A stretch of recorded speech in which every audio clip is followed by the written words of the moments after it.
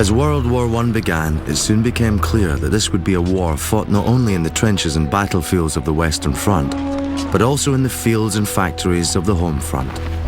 For the first time, victory lay in the hands of a country, not just an army. No more will I work in the harvest field to reap the golden corn, but I'm going to join the army and I'm off tomorrow morn. Towns and cities vied with one another to attract the most recruits. Friends from the same street, factory or football team became part of so-called PALS battalions. As the regular army fought and died abroad, the landscape of Britain changed. Parks and gardens across the country were no longer playgrounds, but training grounds for the raw recruits of the new volunteer army. Onlookers like Florence Billington had their first glimpse of the brutality of combat. We saw these boys and they were all sticking bayonets into sacks of straw on the trees where children used to play. And they were running towards them and told just whereabouts in the sack that bayonet had to go. So then we knew what that was. New recruits found the training hard, but saying goodbye to their families could be even harder.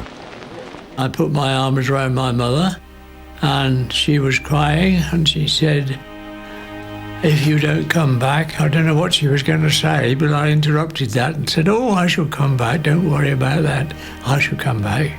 And it was such an emotional moment for me that I'm afraid I broke away from her and left her, still in that fearful state. Many of the volunteers left wives and children behind as they went away to do their duty. Ruth Armstrong grew up in the Wiltshire village of Tilshead. My father said to my mother, "Oh, I've got to go. My group is called up and I've got to go. I've got to go tomorrow." And of course she was very, very upset. And us two children, oh well, the end of the world had come for us with Daddy gone. 10-year-old Lucy Walter from Kidderminster never forgot her father's goodbye. In the evening, my father said, "I've got to go back now. I'm back to Kidderminster, back to the barracks. And will you walk with me a little way just up the hill? Will you come with me?" And of course I would. We went off down the road and then up this hill. And I just held onto his hand so tight, I can remember that.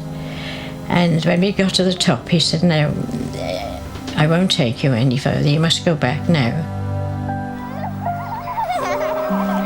And he picked me up against him and put his arm, held me tight to him, and he kissed me. And he put me down and he said, "Well, you must go now. Wave to me at the bottom, won't you?"